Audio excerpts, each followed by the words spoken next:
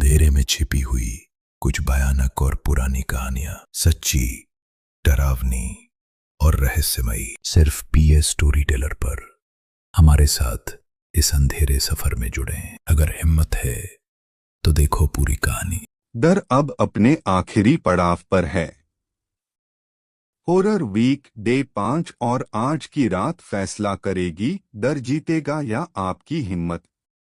जो साया अब तक दूर था वो अब बिल्कुल करीब आ चुका है। आज की सबसे खतरनाक और रोंगटे खड़े कर देने वाली कहानी लेकर आया है पीएस स्टोरी टेलर। क्या आप इस अंतिम डर का सामना कर पाएंगे? चुड़ैल की अधूरी मांग। रात का समय था। गांव के बाहर पुरानी पीपल के पेड़ के नीचे हवा अजीब तरह से सिसक रही थी। उस जगह के बारे में लोग कहते थे कि वहां एक चुड़ैल भटकती है, एक ऐसी चुड़ैल जिसकी कोई अधूरी मांग थी जो कभी पूरी नहीं हो पाई। गांव का नाम था भीम गांव और यहाँ के लोग उस जगह से सूर्यास्त के बाद गुजरना तो दूर उसका नाम लेने से भी डरते थे। लेकिन हर डर के पीछे एक कहानी होती है और इस कहानी की जड़ें करीब 30 साल पहले की एक दर्दनाक घटना में छिपी थीं। 30 साल पहले उसी गांव में एक लड़की रहती थी, नाम था राधा। वह बहुत सुंदर थी, उसकी हंसी पूरे गांव में गूंजती थी और उसकी आंखों में सपने बसते थे। राधा की शादी पास के गांव के एक लड़के मोहन से तय हुई थी। दोनों एक दूसरे से बहुत प्यार करते थे। शादी की तारीख तय हो चुकी थी और पूरे गांव में खुशियों का माहौल था। लेकिन किस्मत को कुछ और ही मंजूर था। शादी से एक रात पहले राधा अचानक गायब हो गई। पूरे गांव ने उसे ढूंढा, खेतों में, कुओं में, जंगलों में, लेकिन वह कहीं नहीं मिली। 3 दिन बाद उसकी लाश उसी पीपल के पेड़ के नीचे मिली, सफेद साड़ी में लिपटी, आंखें खुली हुई, जैसे किसी का इंतजार कर रही हो। उसके हाथों में मेहंदी अभी भी ताजा थी, लेकिन उसकी मांग खाली थी। उसी दिन से लोगों ने कहना शुरू कर दिया कि राधा की आत्मा को शांति नहीं मिली, क्योंकि उसकी एक आखिरी इच्छा, अपनी मांग में सिंदूर भरवाने की, अधूरी रह गई। समय बीतता गया, लेकिन उस जगह का डर कभी कम नहीं हुआ। लोग कहते थे कि रात को उस पेड़ के पास से गुजरते वक्त अगर किसी ने राधा का नाम लिया तो हवा अचानक ठंडी हो जाती है और कोई अदृश्य आवाज कानों में फुसफुसाती है, मेरी मांग भर दो। गांव में एक लड़का था, अर्जुन। वह शहर से पढ़ाई करके लौटा था और उसे इन भूत प्रेत की बातों पर विश्वास नहीं था। वह विज्ञान में यकीन रखता था और उसे लगता था कि ये सब लोगों की कल्पना है। एक दिन उसने अपने दोस्तों से कहा, मैं आज रात उस पीपल के पेड़ के पास जाऊंगा और देखूंगा कि सच क्या है। उसके दोस्त डर गए। उन्होंने उसे रोकने की बहुत कोशिश की, लेकिन अर्जुन नहीं माना। रात के करीब 12 बजे वह अकेला टॉर्च लेकर उस पेड़ की ओर चल पड़ा। रास्ता सुनसान था, केवल झींगुरों की आवाज और दूर कहीं कुत्तों के भौंकने की आवाज सुनाई दे रही थी। जैसे ही वह पेड़ के पास पहुंचा, हवा अचानक ठंडी हो गई। उसकी टॉर्च की रोशनी हल्की हल्की कांपने लगी। उसने चारों ओर देखा, सब कुछ सामान्य था। वह मुस्कुराया और बोला, देखा, कुछ नहीं है यहाँ। तभी उसके पीछे से एक धीमी आवाज आई, क्या तुम मेरी मदद करोगे? अर्जुन का दिल जोर से धड़कने लगा। उसने धीरे धीरे पीछे मुड़कर देखा। वहां एक लड़की खड़ी थी, सफेद साड़ी में, लंबे काले बाल उसके चेहरे को ढके हुए। उसकी आंखें लाल थीं और उसके चेहरे पर एक अजीब सी मुस्कान थी। तुम कौन हो? अर्जुन ने कांपती आवाज में पूछा। लड़की ने धीरे धीरे अपने बालों को हटाया। वह राधा थी। उसकी आंखों में दर्द था, जैसे वह बहुत लंबे समय से किसी का इंतजार कर रही हो। मैं राधा हूं। मेरी एक मांग अधूरी रह गई है, उसने कहा। अर्जुन ने खुद को संभालने की कोशिश की। कैसी मांग? राधा ने अपनी खाली मांग की ओर इशारा किया। मेरी शादी अधूरी रह गई।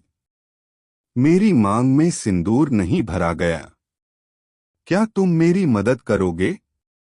अर्जुन ने सोचा कि शायद यह कोई भ्रम है, लेकिन वह उस पल में इतना डरा हुआ था कि उसने हाँ में सिर हिला दिया। राधा की आंखों में अचानक चमक आ गई। तो मेरे साथ चलो, उसने कहा। अर्जुन उसके पीछे पीछे चलने लगा। वह उसे जंगल के अंदर एक पुराने खंडहर की ओर ले गई। वहां एक टूटा हुआ मंदिर था। मंदिर के अंदर एक पुरानी मूर्ति थी और उसके सामने एक छोटी सी डिब्बी रखी थी। इसमें सिंदूर है, राधा ने कहा। मेरी मांग भर दो। अर्जुन के हाथ कांप रहे थे। उसने धीरे धीरे डिब्बी खोली। उसमें सच में सिंदूर था, लाल चमकता हुआ। उसने अपनी उंगलियों से थोड़ा सा सिंदूर लिया और राधा की मांग की ओर बढ़ा। जैसे ही उसने सिंदूर उसकी मांग में लगाया, अचानक एक तेज हवा चली। मंदिर के चारों ओर अंधेरा छा गया।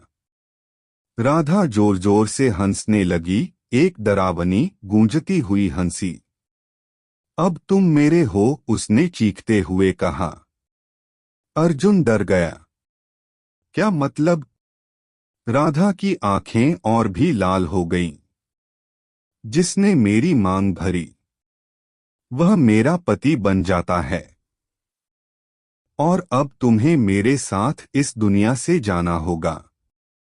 अर्जुन ने भागने की कोशिश की, लेकिन उसके पैर जैसे जकड़ गए थे। उसे महसूस हुआ कि कोई अदृश्य ताकत उसे खींच रही है। उसने जोर जोर से चिल्लाया, लेकिन उसकी आवाज जैसे कहीं खो गई। अगली सुबह गांव के लोग अर्जुन को ढूंढते हुए उस पीपल के पेड़ तक पहुंचे। वहां उन्हें केवल उसकी टॉर्च मिली, टूटी हुई, जमीन पर पड़ी हुई। अर्जुन कहीं नहीं मिला। उस दिन के बाद से लोगों ने उस जगह के बारे में और भी ज्यादा डरावनी बातें कहना शुरू कर दिया। कहते हैं कि अब वहां दो आत्माएं भटकती हैं, राधा और अर्जुन। और रात को अगर कोई वहां जाता है तो उसे दो आवाजें सुनाई देती हैं। मेरी मांग भर दो। और दूसरी आवाज, भाग जाओ, देर मत करो। लेकिन कहानी यहीं खत्म नहीं होती। कुछ साल बाद एक और लड़का, विक्रम, जो शहर से आया था, उसने भी इस कहानी को झूठ मानकर चुनौती स्वीकार की। उसने भी उसी रात उस पेड़ के पास जाने का फैसला किया। जब वह वहां पहुंचा तो उसे पहले से भी ज्यादा अजीब माहौल महसूस हुआ। हवा में एक अजीब सी सड़ांध थी। उसने जैसे ही आगे कदम बढ़ाया, उसे अचानक किसी के रोने की आवाज सुनाई दी। कौन है? उसने पूछा। अचानक उसके सामने एक लड़की आई, लेकिन इस बार वह राधा नहीं थी। वह कोई और थी, लेकिन उसकी मांग भी खाली थी। तुम भी? विक्रम ने घबराकर पूछा। लड़की ने सिर हिलाया। हम सब अधूरी मांग वाली हैं। तभी उसके पीछे से कई आवाजें गूंजने लगीं। विक्रम ने पीछे मुड़कर देखा, वहां कई और औरतें खड़ी थीं, सभी सफेद साड़ी में, सभी की मांग खाली। विक्रम समझ गया कि यह केवल एक आत्मा की कहानी नहीं थी। यह एक श्राप था, एक ऐसा श्राप जो हर उस लड़की की आत्मा को बांध लेता था जिसकी शादी अधूरी रह गई। वह भागने लगा, लेकिन रास्ता गायब हो चुका था। चारों ओर केवल अंधेरा था और उन औरतों की हंसी। उस रात के बाद विक्रम भी कभी नहीं मिला। आज भी भीमगांव के लोग उस पीपल के पेड़ के पास नहीं जाते। वे जानते हैं कि वहां केवल एक चुड़ैल नहीं, बल्कि कई अधूरी आत्माएं हैं जो अपनी अधूरी मांग पूरी करवाने के लिए किसी का भी इंतजार कर रही हैं।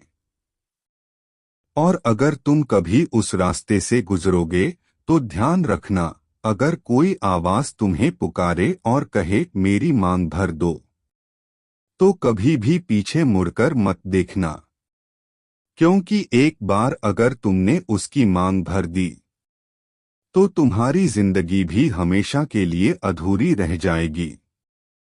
यह था आज का डरावना किस्सा। अगर आपको पसंद आया तो चैनल पीएस स्टोरी टेलर को सब्सक्राइब करना मत भूलिए।